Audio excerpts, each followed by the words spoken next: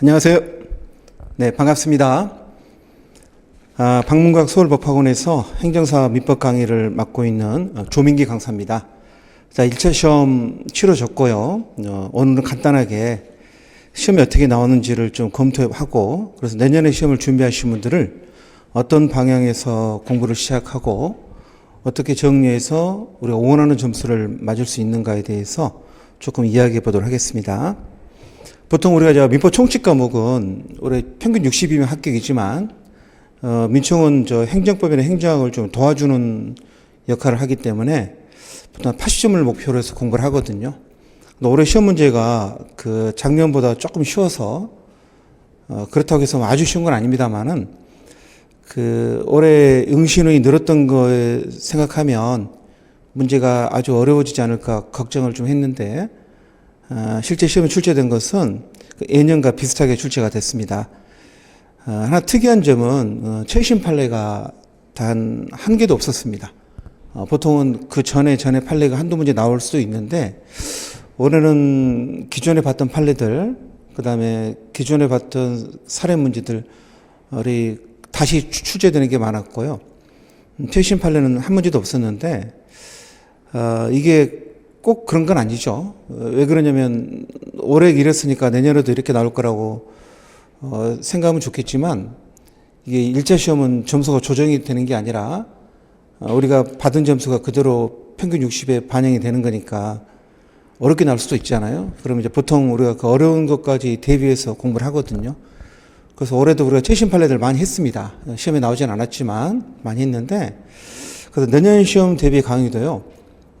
기본서 또는 핵심 요약지, 베이스가 없으신 분들은 기본서 강의를 들으셔야 되고요. 어느 정도 민법 공부를 좀 했다 싶으시면 그냥 핵심 요약집으로만 해도 올해 시험 문제는 커버할 수 있거든요. 근데 어렵게 나온다 그러면 이제 최신 판례가 나올 텐데 그건 커버가 안 돼요. 그래서 기본서나 핵심 요약집에다가 그다음 기출 문제, 그다음 마지막으로 내년 상반기까지 정리한 핵심 판례들, 그 정도만 보완하시면 내년 시험이 올해보다 어려워지더라도 어차피 어려워지는 것은 최신 판례니까 커버할 수 있다고 생각합니다. 근데 우리는 내년에 시험 볼 사람들도 있지만 또 올해 보고 좀 강의를 이거 좀 어떻게 나오는가를 좀 고민하는 사람도 있을 텐데, 제일 좋은 건 한 해에 끝내는 거죠. 한 해 1차 보고 한 해 2차까지 다 최종 합격하는 건데, 올해 시험 같은 경우는 1차 시험이 좀 어렵지 않아서 올해 2차까지 통과할 수 있는 좋은 기회가 된 것 같습니다. 내년 대비를 준비하시는 분들도 내년에 한 해에 그냥 다 1, 2차를 다 통과하는 걸로 계획을 삼으시고 처음부터 1, 2차를 같이 공부하셔서 시간 조절을 잘 하시기 바랍니다. 문제가 너무 쉽게 나오면 공부를 많이 하신 분들은 좀 짜증나거든요. 나 많이 했는데 내가 한 거에 반도 안 나오니까. 거꾸로 이제 공부 좀 부족하시고 급하게 직장 다니면서 어렵게 하신 분들은 문제가 좀 쉽게 나오면 다행이죠. 어렵게 시간 내서 공부한 걸로도 합격할 수 있었으니까.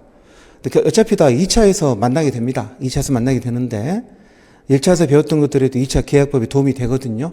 그래 공부를 조금 많이 해 두더라도 어디 가는 게 아니라 실무에도 도움이 되고 2차 계약법에도 도움이 되니까 평상시 공부할 때는 실제 시험 수준보다는 조금 더 한 단계 높게 하셔야 됩니다. 그렇다고 해서 변호사 시험이나 법원행시나 이런 것까지 볼 필요 전혀 없고요. 우리랑 시험이 출제 경향이 비슷한 노무사라든가 세무사 또는 경찰 간부 시험 이 정도가 좋은 것 같습니다. 그래서 항상 그래왔듯이 내년 시험도 올해 기출문제 분석해서 거기에 맞춰서 우리 기출과 그 다음에 내년 상반기까지 우리 시험 직전까지 4월 달까지 치러지는 최신 기출문제, 거기에 나왔던 출제된 최신 판례들 반영해서 강의하도록 하겠습니다.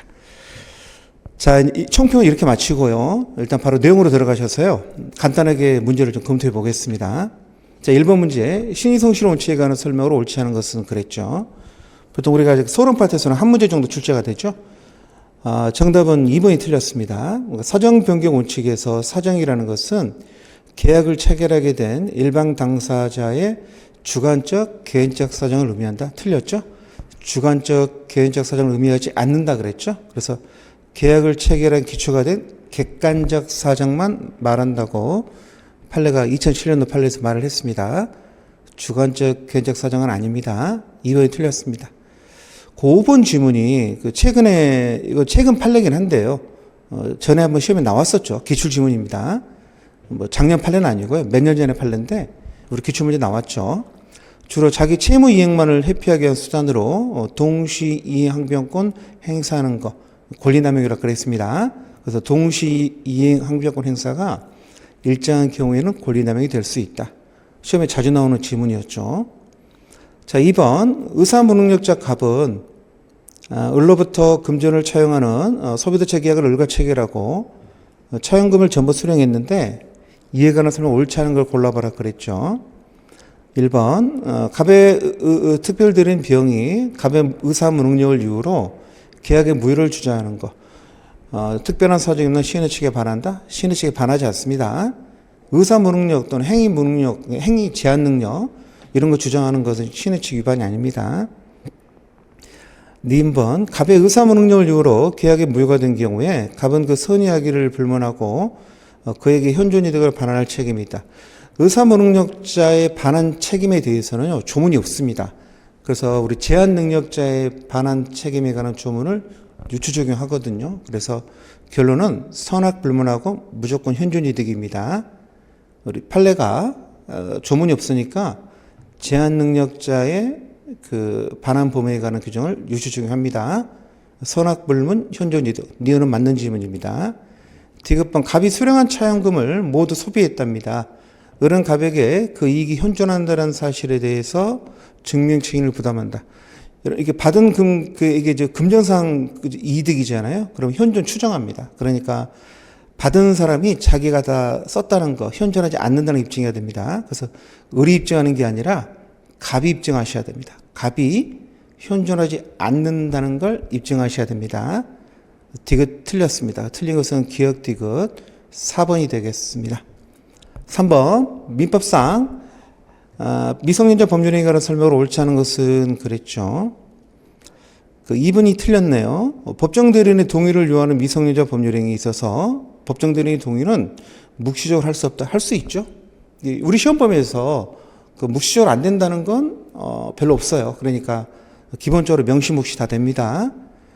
그래서 동의를 요하는 거 동의 얻지 않고 했잖아요. 근데 그러면 취소할 수 있잖아요. 그럼 이제 동의가 있다는 걸 입증해야 되는데 명시적 동의, 묵시적 동의 다 인정됩니다. 2번이 틀렸고요. 나머지는 뭐 다 조문이죠. 그래서 문제되는 건 없고요. 그 다음에 4번 문제. 성년 후견에 관한 설명으로 옳지 않은 걸 골라봐라 그랬습니다. 성년 후견 틀린 건 2번이네요. 가정법원은 본인의 의사에 반하더라도 특정 후견 심판을 할 수 있다. 여러분 성년 후견이나 한정 후견은요 본인의 의사를 고려해야 한다 이렇게 조문이 이렇게 돼 있고 특정 후견은 그 피특정 후견이 멀쩡한 인간이거든요. 그러니까 멀쩡한 사람이 본인이 싫다는데 도와줄 수는 없잖아요. 그래서 본인의 의사에 반해서 할 수 없다는 조문이 있습니다. 그래서 할 수 있다 틀렸습니다. 4번은 2번이 틀렸습니다. 근데 문제의 제목은 성년 후견에 관한 설명을 옳지 않은 걸 그려놓고 실제 내용을 보면은 2번, 3번, 4번, 5번은 다 특정 후견에 관한 내용이죠. 옳지 않은 건 2번입니다. 나머지 다 조문이라서 문제 없고요. 5번 문제, 민법상 법인에 관한 설명 옳지 않은 걸 골라봐라 그랬죠. 4번이 틀렸습니다. 사단법인의 감사는요, 법인의 재산 상황에 대해서 부정한 것이 발견이 되면은 그 총회에 보고해야겠죠. 그럼 총회에 보고하기 위해서 임시정의를 소집할 권한이 있습니다. 없다 틀렸습니다. 있다. 시험 문제가 계속 좀 옳지 않은 걸 찾으라고 냈죠. 옳지 않은 걸 찾으라고 내는 게 옳은 것 찾아내는 것보다는 좀 쉽게 느껴지거든요. 틀린 거 하나만 어떻게든 찾아내면 되니까. 그렇습니다. 자, 6번. 민법상 법인과 이사에 관한 설명 옳지 않은 것은 그랬죠. 이것도 5번이 틀렸네요. 이사 사임은 특별한 사정이 없는 한 주무관청 승인이 있어야 효력이 발생한다. 이사 사임은요, 사표 던지면 됩니다. 그래서 주무관청 승인이 아니라 그 사임의 의사 표시가 그 상대방 그 사표를 받을 수 있는 권한 있는 기관이겠죠. 거기에 도달하면 효력 발생하는 게 원칙입니다. 그래서 주무관청 승인이 있어야 그걸 지우시고요. 상대방에 도달하면 또는 권한 있는 기관에 도달하면 효력이 발생한다. 그렇게 고치시면 됩니다. 5번이 틀렸습니다. 일단 틀린 걸 체크하시고요. 맞는 지문들도 좀 읽어보셔야겠죠. 나중에 공부 좀 되시면. 일단 틀린 건 5번입니다. 6번에 5번.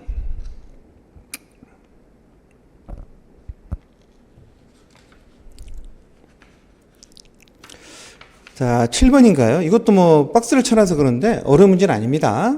맨날 풀었던 스타일의 문제죠. 사단법인 A의 대표이사 갑이 A를 대표해서 을과 매매계약을 체결했는데 이에 관한 설명을 옳은 것은 그랬죠. 사단법인은 A고요. 대표이사가 갑이죠. 기억번 매매계약을 체결하는 것이 갑과 A의 이익이 상반되는 경우. 그러니까 법인과 그 대표견의 이익이 상반될 때는 특별 대리인을 선임해야 되죠. 그 대표이사는 권한이 없습니다. 그래서 갑은 대표할 권한이 없다. 1번 기억은 맞는 문장이고요. 니은번 갑이 A를 위해서 매수인 을로부터 매매대금을 수령한 경우에 A의 채무 불이행을 이유로 을의 매매계약을 유효하게 해지하게 되면 그 특별한 사정이 없는 한 해지로 인한 원상회복 의무는 갑이 A가 부담하죠. 갑은 사단법인 A의 대표이사, 대표기관에 불과하잖아요. 그러니까 권리의무 주체인 사단법인 A가 부담합니다. 니은 틀렸습니다. 약간 함정이 될 수도 있겠죠. 벌써 그 니은 지문도요. 다른 시험에 여러 번 나왔고 우리도 연습을 했습니다. 디귿번 만약에 A가 정관의 갑의 매매계약 체결에 대한 대표권을 제한하는 규정 정관에 기재하면 효력 생기죠. 근데 등기 안 했답니다. 그러면 선악불문 대항 못합니다. 그래서 A는 이러한 사정을 알았던 을에게 대항할 수 있다. 틀렸습니다. 알았던 자한테도 대항할 수 없습니다. 틀린 건 니은 디귿이 틀렸으니까요. 옳은 걸 찾아라 그랬으면 기억번 정답은 1번이 되겠습니다. 자, 8번은 물건에 관한 문제인데 한 문제 정도 출제되는데 올해 좀 많이 좀 쉽게 나왔죠. 민법상 물건에 관한 설명을 옳은 것은 그랬는데 옳은 것 찾아라 그랬으니까 1번 지금 틀린 거 고쳐볼까요? 주물의 구성 부분은 종물이 될 수 있다. 안 됩니다. 주물과 종물은 독립된 물건이어야 돼요. 그 구성 부분이란 말이 두 글자로 일부란 소리거든요. 주물의 일부는 종물이 안 됩니다. 독립한 물건이라도 부동산은 종물이 될 수 없다. 될 수 있습니다. 연탄 창고 그런 거 된다 그랬잖아요. 주물에 대한 점유취득시효 효력은요. 점유하지 않은 종물에도 미친다. 그 점유취득시효는요. 종물도 점유가 필요합니다. 점유하지 않은 종물에는 안 미칩니다. 천연과실은 물건의 사용대가를 받는 금전기타 물건이다. 법정과실이죠. 그래서 1, 2, 3번 다 틀렸고요. 옳은 건 5번입니다. 당사자는 주물을 처분할 때 특약으로 종물을 제외할 수 있다. 그 종물은 주물의 처분에 따른다는 그 규정은 임의 규정입니다. 그래서 특약으로 달리 정할 수 있습니다. 정답은 5번입니다. 9번 반사질서 법률행위에 관한 설명을 옳지 않은 것은 그 반사질서 법률행위 103조 무효 이야기하는 거잖아요. 판례가 많거든요. 그리고 최신 판례도 있어요. 그런데 1, 2, 3번, 5번 지문이 전부 다 기존의 판례입니다. 교과서에 다 있는 교과서에 없는 판례는 나오질 않았어요.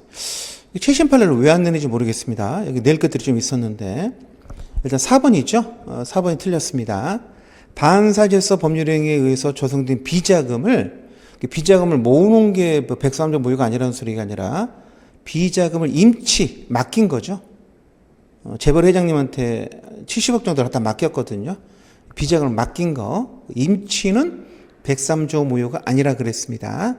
정답은 4번입니다. 다 옛날 판례들이죠. 해당하지 않은 거. 그래서 103조도 끝났고요. 그 다음에 이제 104조도 한 문제 나오죠. 그 출제 그 비중은 이렇게 하나씩 다 맞췄죠. 그래서 그 한 문제 이런 식으로. 불공정 법률이 옳지 않은 거 1번이 틀렸습니다.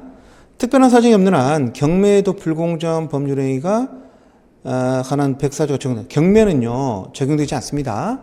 경매는 법원에서 경매 담당 판사가 엄격한 법적 절차에 따라서 행해지는 거잖아요.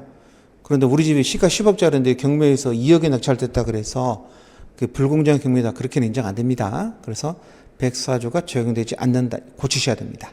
1번이 틀렸습니다.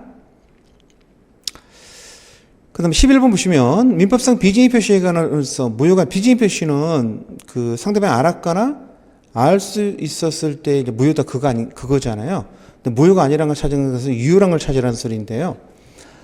기억번 공무원이 사표낸 건요. 이거 우리가 이제 사인의 공법행위 공무원이 사표낸 것은요.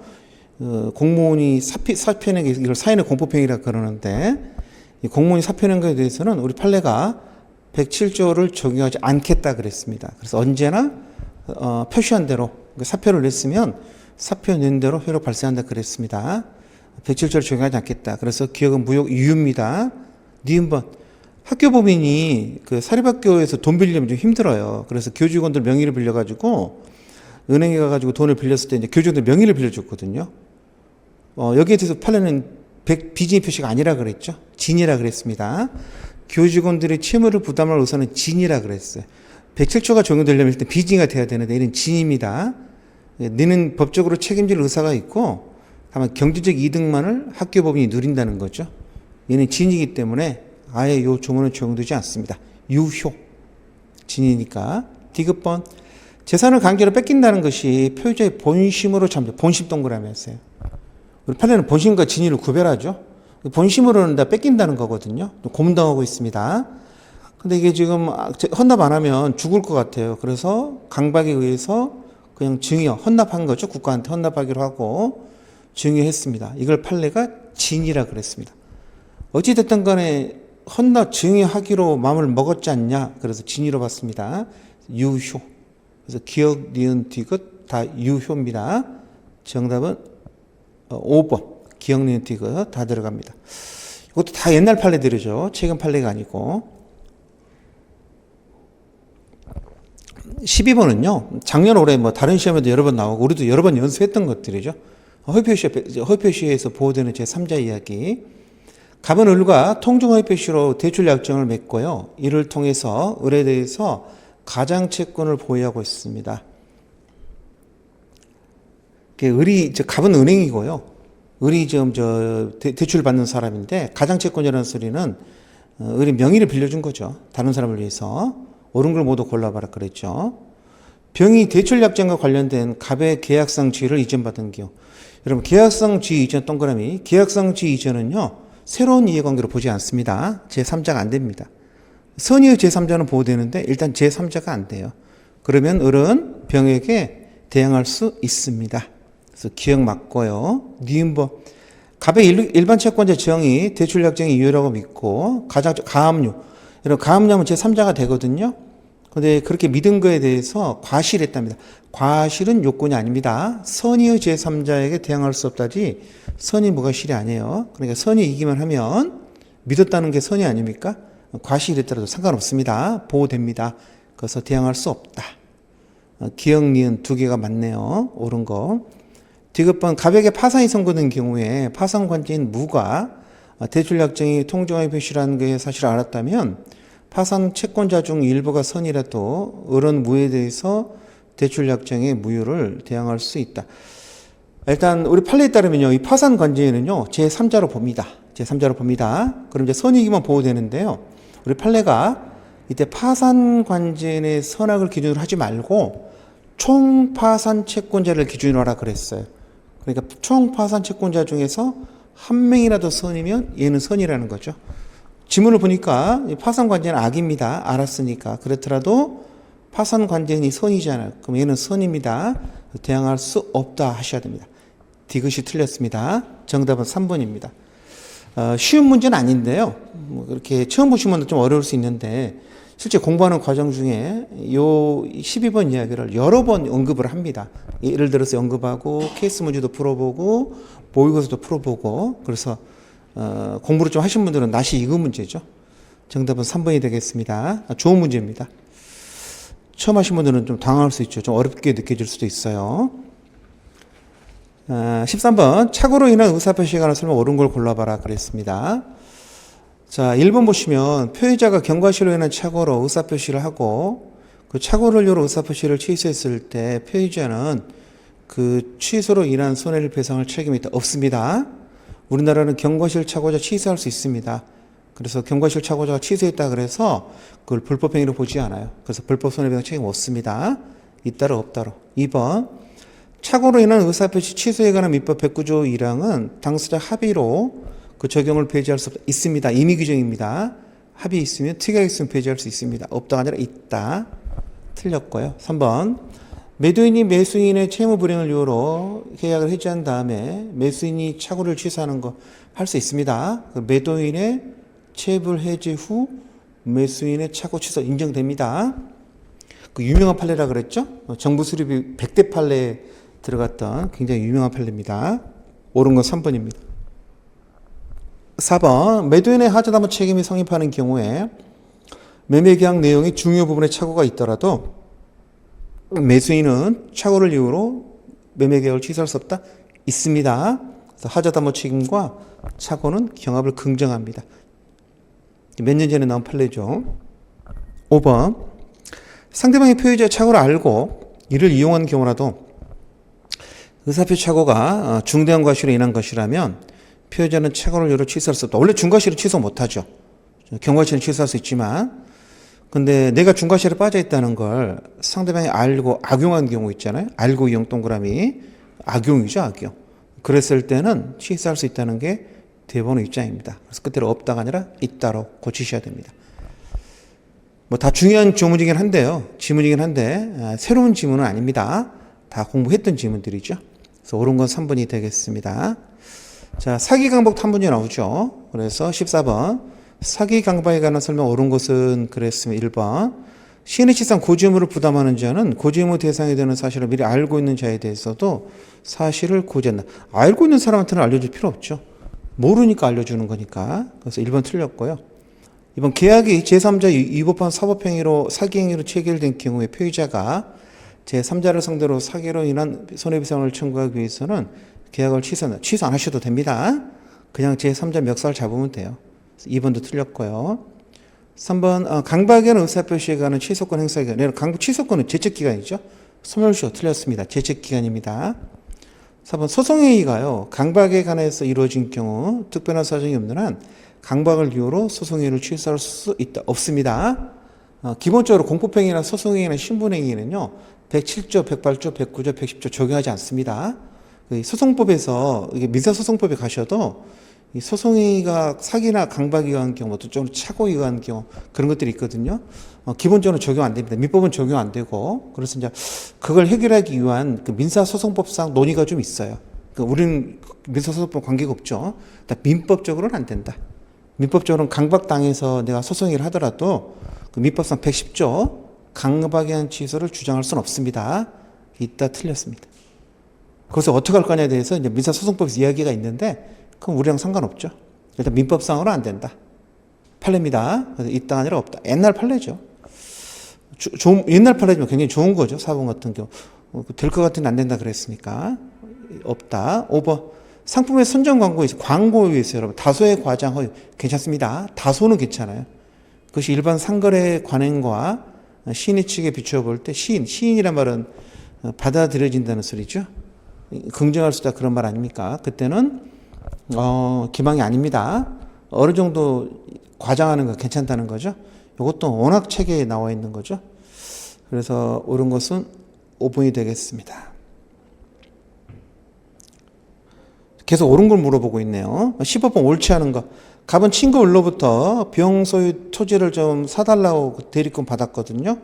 그래서 을을 대리해가지고 친구를 대리해가지고 병하고 매매계약 사는 거죠. 매수계약을 체결했는데 옳지 않은 거 찾아라 그랬죠. 1번 보시면 1번이 틀렸는데요. 굉장히 좋은 문제입니다. 15번 문제. 제 개인적으로는 올해 출제됐던 문제 중에서 앞에 12번하고 15번이 또는 7번 이 세 문제 정도가 조금 어려웠던 것 같아요. 공부 안 하신 분들은 풀기 힘들죠. 이런 것들은. 이제 우리 시험이 수준이 올라와서 이 정도까지는 가볍게 출제가 됩니다. 자, 1번. 매매계약 내용의 중요 부분의 착오가, 의뢰착오. 여러분, 대리인을 통해서, 갑이 대리인이 있잖아요. 친구의 대리인이 있잖아요. 그러면 계약에서 착오를 기준으로 할 때는 대리인 기준입니다. 친구 을이 아니라 갑이 기준이 돼야 됩니다. 그래서 의뢰착오가 있다 그래서 갑한테는 착오가 없잖아요. 그럼 을은 취소 못 합니다. 어떻게 고쳐야 되냐면 매매계약의 내용의 중요 부분에 갑의 착오가 있는 경우에 을은 이를 이유로 취소할 수 있다. 이렇게 고쳐야 됩니다. 그래서 착오는 누가 해야 된다고요? 계약 대리인 갑이 해야 됩니다. 취소권은 을한테 생기죠. 본인 을한테 생기는데 그 착오 당사자는 갑이 해야 돼요. 그래서 을의 착오가 있는데 갑은 착오가 없다. 그럼 취소 못합니다. 1번이 틀렸습니다. 좋은 문제입니다. 자, 16번. 권한을 넘은 대리인에 관한 설명으로 옳지 않은 것은 126조 표현 대리 말하는 건데, 일단 기본 대리권이 있어야 되죠. 근데 3번은 너무나 많이 나왔던 거죠. 복대리인 선임권이 없는 대리. 대리인이 자기가 직접 올권내기를 한 게 아니라 다른 사람 시켜서 한 거죠. 자기가 직접 하기 민망하니까. 근데 임의 대리인 같은 경우 복대리를 선임하려면 그 본인한테 미리 승낙받거나 또는 부득이한 경우 그때만 가능하거든요.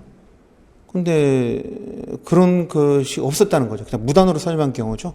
근데 우리 대법원이 이 복대리권도 기본 대리권이 될 수 있다 그럽니다. 그래서 복대리인 선임권이 없는 대리인에 선임된 복대리. 얘는 정당한 권한이 있는 사람이 아니잖아요. 그래도 기본 대리권이 될 수 있다. 없다 틀렸습니다. 그래서 16번은 3번이 틀렸습니다. 17번. 법률행위 무효 취소에 관한 설명으로 옳지 않은 것은 그랬죠. 그 3번 지문 보시면요. 토지거래 허가 구역 내 토지에 대해서 처음부터 허가를 잠탈하는 내용. 여러분 이제 토지거래 허가 구역 내 토지에 대해서 내가 뭐 학원 다니느라 바빠가지고 아직 허가를 못 받고 있다. 그러면 유동적 무효 맞아요. 나중에 허가 받으면 처음 계약 당시에 소급해서 효력이 생기는 유동적 무효가 맞는데 얘는 그게 아니죠. 처음부터 허가를 받을 생각이 없습니다. 키워드는 그거죠. 처음부터 허가를 잠탈하는 내용의 매매계약. 이건 유동적 무효가 아니라 확정적 무효입니다. 처음부터 허가받을 생각이 없으면 확정적 무효입니다. 그래서 3번이 틀렸습니다. 이거 조문에도 나와 있는 내용이죠. 자, 18번. 미성년자 갑은 자기의 자전거를 을에게 매도하는 계약을 체결했고 갑은 미성년자임을 이유로 계약을 취소하려고 합니다. 이에 관해서는 옳지 않은 것은 4번 보시면요. 여러분 이제 취소는 미성년자 갑도 할 수 있고요. 법정 대리인도 할 수 있죠. 그렇죠. 근데 추인은 어떻게 됩니까? 추인은 미성년자 갑이 추인하려면 일단 성년이 되는 게 원칙이거든요. 취소 운이 소멸한 뒤에 할 수 있잖아요. 근데 법정 대리인은 미성년자가 아니잖아요. 법정 대리인이 추인할 때는 취소 운이 소멸 그런 거 필요 없습니다. 4번 지문 보시면 갑의 법정 대리인이 취소할 수 있는 법률 행위를 추인하는 경우에 그 추인은 취소 원인이 소멸된 후에 하여야만 효력이 있어. 이게 틀렸죠? 취소 원인 소멸되지 않아도 효력이 있습니다. 4번이 틀렸고요. 1번, 2번, 3번 지문은 별게 없고요. 5번 지문이 조문 중요한 지문이죠. 취소권 제척기간은 추인할 수 있는 날 3년. 미성년 같은 경우 추인할 수 있는 날은 그 19살 성년이 된 그날이 되겠죠. 3년 또는 법률행위 날 10년 둘 중에 짧은 날짜입니다. 그 3년 10년 추삼법십 취소할 수 있는 날 3년 아닙니다. 추인할 수 있는 날 3년 법률행위 날 10년 안에 행사해야 된다. 맞는 문장이죠. 그래서 옳지 않은 것은 4번이 되겠습니다.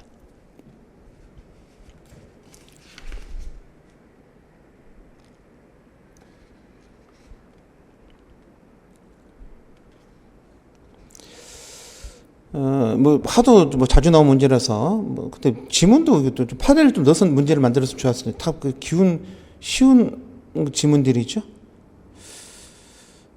그다음에 그 3번 지문처럼 취소권 행사에 제척권 행사에 직권 조사하는 겁니다. 맞는 지문이에요. 그 소송법 이야기는 안 됐으면 좋겠는데 가끔 나오죠. 틀린 옳지 않은 건 4번이 되겠습니다. 19번 조건과 기한에 관한 거. 올해는 그 조건과 기한이 두 문제가 나왔죠. 19번, 20번이 조건과 기한. 그 조건과 기한을 두 글자로 부관이라 그러잖아요. 두 문제 나왔는데 둘 다 쉽게 나왔습니다. 옳지 않은 걸 찾아봐라 그랬죠. 19번 1번 기한의 이익은 특약이나 법률행위 성질로 분명하지 않을 때는 채무자를 용어로 추정하죠. 채무자 동그라미, 추정 동그라미. 채무자를 채권자로 바꾼다든가 또는 추정을 본다로 바꾼다든가 그렇게 함정을 파거든요. 그래서 채무자 추정 정확히 알아두세요. 2번 채무자가 담보를 손상했대. 손상감소 미치고 기한이 상실사유죠. 그럼 더 이상 기한을 주장하지 못한다. 맞고요. 3번 족고 있는 법률행위 당사자는 조건 성취가 미정인 동안에 꺽쇠 열고 조건 성취로 인하여 생길 상대방의 이익. 이걸 우리가 조건모 권리라 그러죠. 조건모 권리 해치면 안 됩니다. 해치지 못한다. 다 이거 조문입니다. 맞고요. 4번 2024년 4월 달에 2024년 12 행정사 시험 합격하면 자동차를 사준다 그랬습니다. 그러면 사준다는 증여고 공짜로 주는 거니까 합격하면 사준다? 그러면 정지조건부 증여가 되겠습니다. 맞는 문장이죠. 5번 불법 조건이 붙은 법률행위는 그 조건만 무효다. 전체가 무효죠. 조건만 무효가 아니라 그 법률행위 전체가 무효입니다. 5번이 틀렸습니다. 20번 법률행위 부관에 관한 설명 옳은 것은 그랬습니다. 1번 정지 조건이 있는 법률행위는 조건 성취로 한때로부터 효력을 잃는다 아니라 효력을 발생한다. 효력을 생긴다. 뭐 그렇게 정지조건은 효력 발생 조건이 있잖아요. 2번 조건이 법률행위 당시에 이미 성취할 수 없다. 불능 조건이죠. 불능 조건이 해제 조건이면 무효다. 불능 조건이 정지 조건이면 무효죠. 우리 외우잖아요. 불정무. 불능 조건이 정지 조건이 무효죠. 그럼 반대로 뒤집으면 불능 조건이 해제 조건이면 조건 없이 유효죠.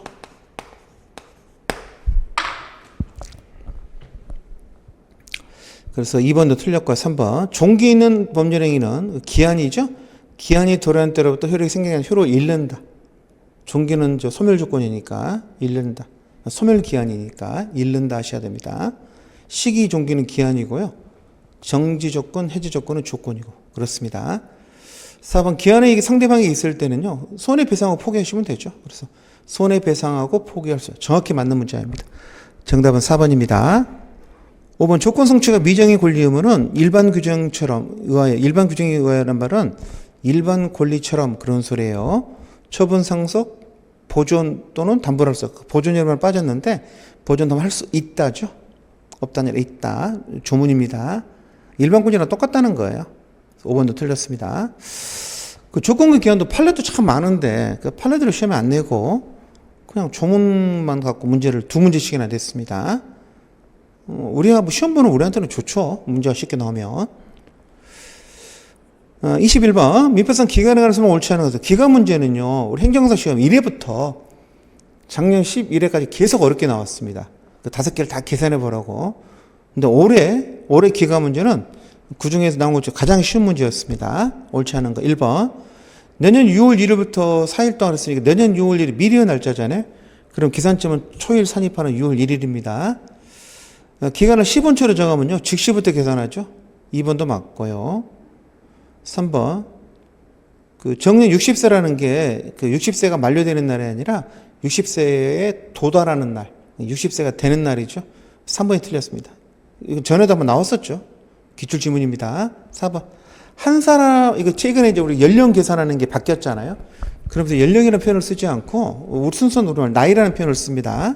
그래서 한 살에 되면 한 살 밑에는 이제 올수로 쉬는 거고 한 살이 되면은 초일 산입, 출생일 산입해가지고 만 나이로 계산하고 연수로 표시한다. 이렇게 우리 시험 조문이 바뀌었죠. 그래서 그게 나온 건데 뭐 다 누구나 아는 상식이니까 틀리신 분은 시면 안 됩니다. 이런 거. 이제 우리 민법에서 이제 연령이라는 표현을 안 쓰고 이제 나이라고 표현하죠.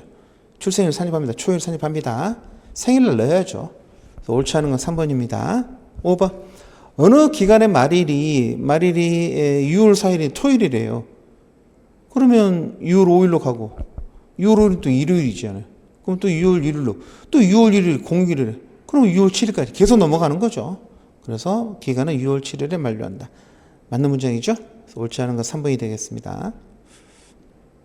60세가 만료되는 날이 아니라 60세에 도달하는 날. 소멸시험 문제가요. 올해 참 독특하게 소멸시험가 4문제나 나왔습니다. 보통은 2문제 나오고요. 3문제만 나와도 어렵게 느껴지거든요. 올해는 22번부터 25번 소멸시험가 4문제 나왔는데 그렇게 어렵게 내지는 않았어요. 문항수는 많았지만 소멸시험을 어렵게 내면은 손도 못 댑니다. 그 체크법도 좀 알아야 되고 민법 전반에 대한 이해가 필요하거든요. 그래서 우리가 이제 마지막에 겁을 많이 먹고 소멸시험을 열심히 공부했습니다. 그 최신 판례까지 다 공부하고 했는데 그렇게 어렵게 공부한 최신 판례는 한 문제도 안 나왔습니다. 좀 아쉽죠. 공부한 사람 입장에서는 아쉬운데 그래도 뭐 그게 다 2차 시험에 도움이 되니까. 그래서 22번부터 보시면요. 이제 기간을 물어본 거죠. 10년짜리 민법에는 이제 기본이 10년이고 짧은 걸로 3년짜리 1년짜리가 있는데 그거 말하는 겁니다. 그래서 1번. 갑이 연예인 을에게 물건을 공급했을 때 연예인에게 공급한 물건 공급 계약은 그 164조인가요? 1년으로 되어 있죠. 연예인에게 공급한 물건 대급은 1년입니다. 2번. 갑의 동산을 을이 사용했을 때 동사 사용료도 1년으로 봅니다. 동산 사용료 1년입니다. 똑같은 164조에 나와 있고요. 그 다음에 수업료 채권 3번. 갑교사 강의를 을하 수강, 그 수강료, 수업료 채권도 1년으로 보죠. 1, 2, 3번은 다 1년짜리네요.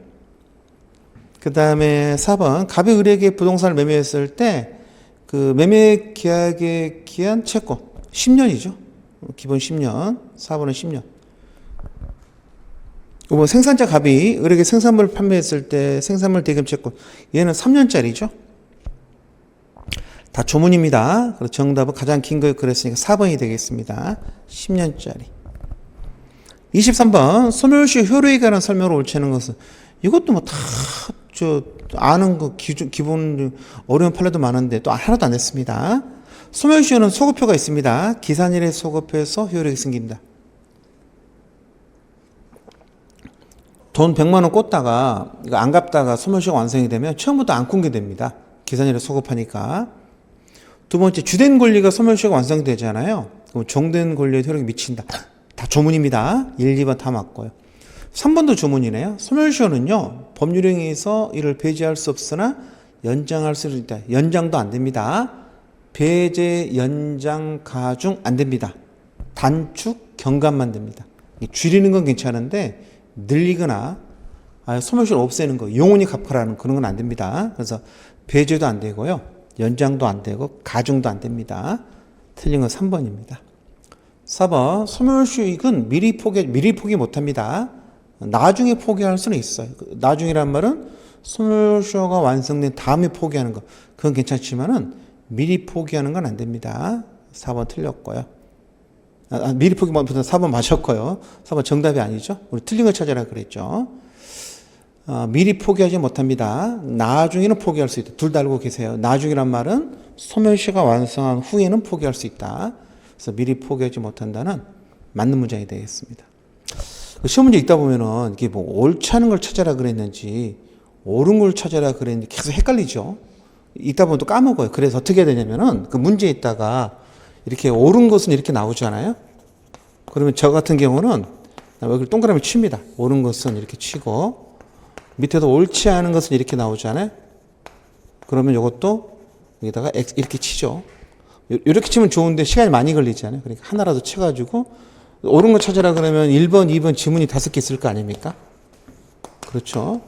그럼 이제 풀 때 옳지 않네, 옳지 않네, 옳지 않네, 옳으네. 그래서 모양이 일치하는 거 이렇게 찾는 거죠. 옳지 않은 거 찾아라 그래도 마찬가지죠. 그렇죠. 이렇게 풀죠. 옳네, 옳네, 맞네. 이거 옳지 않네. 정답. 이렇게 푸는 방법이 하나 있죠. 자, 헷갈립니다. 근데 지금 찾는 게 옳은 거 찾아라 그러는지 옳지 않은 거 찾아라 그런지 자꾸 이렇게 문제를 보면서 확인하셔야 돼요. 예전에 시험 문제는 옳은 거 옳지 않은 게 밑줄을 쳐는 경우도 있었는데요. 최근에는 그 밑줄을 없앴더라고요. 25번 지문 채무자가요. 소멸시효가 완성이 됐으면 빚 안 갚아도 되잖아요. 일부를 갚았답니다. 이것은 우리는 시효익의 포기로 봅니다. 그래서 일부를 변제하면 시효익의 포기고요. 그러면 다시 이제 빚이 되살아나는 거거든요. 시효익을 포기했으니까. 그러면 언제부터 되살아나냐면 소멸시효가 완성한 때가 아니라 포기한 때부터 되살아납니다. 포기한 때부터. 5번은 맞는 질문입니다. 5번은 판례인데요. 뭐 책에다 있는 판례입니다. 옛날부터 오래된 판례죠. 포기한 때부터 다시 진행한다. 맞고요. 틀린 건 3번이 되겠습니다. 그 다음에 좀 시험 문제 풀다가 그 시험 푸는 문제 푸는 요령인데요. 지금 정답이 3번이잖아요. 그러면 3번이 또 확실하게 틀렸잖아요. 그러면 그냥 3번을 체크하고 지나가시면 돼요. 4번은 뭔가 읽어볼 시간이 없죠. 시간을 좀 절약할 수가 있잖아요. 문제가 어려우면은 더 그게 필요한데, 문제가 쉬우면 물론 다 읽어봐도 상관없는데, 문제 좀 어렵게 느껴지면은 확실한 정답이 나오면 나머지 지문을 건너뛰고 정답을 골라도 됩니다. 24번 같은 경우도 옳지 않은 건 정답이 1번이거든요. 그럼 1번만 읽으면 2번, 4번, 3번, 5번 읽을 필요가 전혀 없는 거죠. 1번을 확실하게 알고 있으면.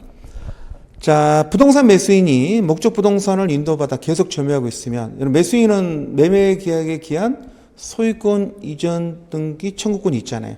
이거 채권이거든요. 10년짜리 소멸시효가 걸리는데, 우리 판례는요, 인도받아 점유하고 있으면 소멸시효가 1초도 진행하지 않는다 그랬습니다. 진행한다 틀렸습니다. 제가 기본 수업 시간에 이걸 막 10분 동안 이걸 설명을 드렸죠. 이 파란만장한 역사가 좀 있는 이야기거든요. 이 판례가. 그래서 인도받아 계속 인도 동그라미 점유 동그라미. 그러면 진행하지 않는다. 1초도 물론 판례는 1초도 이런 말 없는데 1초도 진행하지 않는다. 맞는 말입니다. 판례는 그냥 진행하지 않는다 이렇게 돼 있지만 1초도 진행하지 않습니다. 그래서 진행한다 그래서 틀렸습니다. 정답 1번. 2번도 좀 볼까요? 소유권에 기한 물권청구 안 걸리죠? 소유권이 안 걸리거든요. 소유권에 기한 물청도 안 걸립니다. 2번 맞고요. 3번 판결에 의해서 확정되고 판결 확정 당시 변제액의 도량채권은요. 3년짜리 1년짜리도 지금부터는 10년입니다. 지금부터는 3번도 맞고요. 4번 시효 중단은요. 인적 범위는요. 당사자 및 승계 당사자 간에만 그럼 틀려요. 당사자 and 승계 그들 간에만 효력이 있습니다. 맞는 문장이죠? 5번 점유권은 시효에 걸리지 않습니다. 점유권은 점유하고 있으면 권리가 있는 거고 점유를 놓치면 권리가 바로 사라집니다. 근데 시효라는 것은 권리를 불행사하는 상태가 일정 기간 계속돼야 권리가 사라지는 건데 점유권은 그럴 수가 없어요. 그냥 놓치면 바로 사라지거든요. 그래서 점유권은 소멸시효에 안 걸립니다. 그래서 옳지 않은 것은 1번이 되겠습니다. 25번 소멸시효 중단과 정지에 관한 설명으로 옳지 않은 것은 그랬죠. 이게 또 어떻게 보면 그 중에서는 가장 어려웠던 문제인데 이것도 3번, 4번으로 보면 조문이고 1번, 2번만 판례거든요. 근데 최근 판례도 아니고 2번은 조금 최근 판례를 볼 수 있는데 이것도 몇 년 됐고 교과서도 다 있는 판례입니다. 작년 판례는 그런 건 아니고요. 몇 년 된 판례인데 시험에 계속 나오고 있죠. 모든 시험에. 자, 1번. 채무자가 제기한 소에 대해서 채권 응소 동그라미 쳐보실래요? 우리가 말하는 재판상 청구는 소멸시효 중단 사유는 우리가 소멸시효 중단 사유가 세 가지잖아요. 청구, 압류, 감류, 가처분, 승인 그래가지고 애울 때는 우리가 청압승 이렇게 외우죠. 세 가지가 소멸시효 중단 사유입니다. 채권자 입장에서는 두 가지. 청구를 하거나 압류하면 소멸시효가 중단되고요. 채무자 입장에서는 승인하면 중단되죠. 그래서 압은 압류하고 압류는 아닌데 보존처분이 가압류 가처분도 우리는 똑같이 압류랑 똑같이 소멸시효 중단 사유로 보고 있죠. 청구는요. 달라는 거지 않습니까? 이행을 청구한다 그건데요. 이것은 크게 몇 가지로 나눠지냐면 우리 법에 보시면 재판상 청구 재판상 청구 비슷한 게 뭐 있냐면은 파지 화임최 그래가지고 이 파산 절차 참가, 지급명령 신청, 화해를 위한 소환, 임의 출석 이건 다 그 법원하고 좀 관련이 있죠. 그래서 얘는 재판상 청구 비슷한 거 파지 화임, 최고는 재판 외로 청구하는 거죠. 내용 증명으로 보내는 거, 까똑 날리는 이런 거. 그래서 얘를 재판 외 청구라 그럽니다. 이게 이제 청구가 6가지가 있는데 그중에 재판상 청구 있잖아요. 재판상 청구를 다시 두 가지로 나누면 원래 재판상 청구는요 소를 제기하는 거 권리자가 원고가 되는 거죠. 권리자가 원고가 되는 경우 채권자가 권리자 중에 채권자를 할까요? 채권자가 원고가 되는 경우 있죠. 요 경우가 소를 제기하는 경우인데 판례가 여기에 응소하는 거 있잖아요. 응소는 소를 제기하는 게 아니라 소에 응하는 것도 일정한 경우 채무자가 제기한 소송에 채권자가 응소하는 거죠. 이때는 채권자가 피고가 되는 겁니다. 그 채권자가 자기 권리를 주장해서 그 채권자가 승소하게 되면은 요 채권에 대해서 소멸시효를 중단시켜줘요. 그렇죠. 그래서 지금 응소 이야기를 하고 있습니다. 다시 읽어볼까요? 채무자가 제기한 소송에 채권자가 응소해서 그 소송에서 적극적으로 권리를 주장해서 그렇죠. 채권자가 일단 응소해서 권리 주장해서 그게 받아들여졌단 말은 채권자 피고가 이겼다는 거죠. 그러면 이것도 재판상 청구에 넣어준다 그랬죠. 그래서 원래 재판상 청구는 원칙은 소 제기만을 의미하는 거였는데 일정한 경우에는 응소도 포함시켜준다. 지금 2개 다 되는 거죠. 1번 맞고요. 2번 승소 확정 판결 받았거든요. 근데 판결을 받아도 채무자가 이행을 안 해요. 근데 채무자 재산이 없어가지고 또 집행도 못한 경우죠. 그래서 어쩔 수 없이 10년이 다 돼가니까 다시 판결을 또 해달라고 소를 제기하는 거. 그 판결상 채권의 시효 중단을 소를 제기하는 거. 이게 좀 문제가 있는 게 법원은요 똑같은 판결 두 번 안 해주거든요. 기판 얘기라는 게 있어가지고 전에 판결 받아갔는데 또 해달라 그러면 소의 이익이 없다 그래서 각하해버립니다. 승소 판결 같은 경우는. 근데 얘는 지금 이겼잖아요. 그래서 판결을 들고 있는데 채무자가 돈 안 주니까 또 집행할 재산이 없으니까 집행을 못 하고 있었거든요. 근데 재판이 확정된 다음부터 계속 소멸시효 진행하고 있으니까 소멸시효를 멈춰야 되니까 할 수 없이 다시 뭐 한 겁니까? 또 재판소 청구를 한 거예요. 소를 제기한 경우입니다. 우리 대법원이 받아줍니다. 어쩔 수 없다. 원래 기판형에 따르면 받아주면 안 되는데 이 경우는 어쩔 수 없다. 받아줍니다. 다시 읽어볼게요. 승소 확정 판결 받은 채권자가 끊고 그 판결상 채권의 시효를 중단하기 위해서 판결 받고 10년이 다 돼가는 그 와중입니다. 어쩔 수 없이 또 후소 제기하는 거 받아줍니다. 긍정. 판례는 긍정합니다. 근데 이제 어떤 소송을 할 거냐는 건데요. 이 확인 소송도 인정합니다. 그래서 재판소 청구가 있었다는 점에 대해서만 확인을 구하는. 처음에는 이행 소송을 했겠죠. 근데 두 번째는 이행 소송을 안 하고 그냥 내가 전에 이거 있었다는 거 확인 받았다는 그 확인 판결해달라 했거든요. 그것도 받아줍니다. 그래서 그런 새로운 방식의 확인 소송은 허용될 수 없다? 있습니다. 그래서 시효 중단을 위해서 후소를 제기하는 경우에 그 후소의 방식에 대해서 크게 제한을 두지 않습니다. 그래서 할 수 없다, 틀렸습니다. 있다. 이것도 저 기본서에 실려있는 판례입니다. 최근에 나와가지고 뭐 작년 판례는 아니지만은 뭐 다시 모든 시험에 다 나왔거든요. 그 전에부터 그걸 해줘야 한다고 주장을 했어요. 해줘야 한다. 어떻게 할 거냐? 판결 받았는데 채무자가 돈 안 갚는데 소멸시효 중단할 다른 사유가 없지 않냐? 그러면 다시 재판을 걸어서 판결을 다시 받는 걸 인정해 줘야 되지 않냐? 그랬는데 우리 대법원이 그 입장을 받아들였습니다. 그래서 인정해 줍니다. 심지어 후수를 제한을 크게 두지도 않습니다. 확인 소송 방식도 인정해 줍니다. 그래서 없다, 틀렸습니다. 올해 시험 중 가장 어려웠던 판례가 이거죠. 굳이 따져보면 가장 어려웠고 가장 중요한 판례. 이런 게 한 5-6개 나와야 되는데 올해는 뭐 이거 하나뿐이 안 나와가지고 그래서 이번에 틀렸습니다. 없다가 아니라 있답니다. 3번 상속재산에 관한 권리나요. 상속재산에 대한 권리를 그 속한 권리 이게 상속인이 확정 또는 관리인 선임 또는 파산선고인 이게 상속재산을 관리해야 되는데 관리할 사람이 없는 거죠. 그러면은 일단 소멸시효가 정지되죠.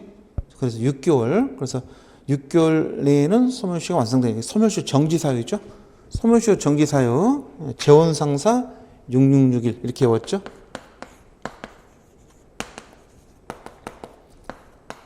다 6개월인데 천재 기타 사비면 1개월이거든요. 이거 말하는 겁니다. 상속으로 인한 소멸시효 정지 사유도 6개월입니다. 그래서 6개월 내에는 소멸시효가 완성을 못한다. 맞는 문자입니다.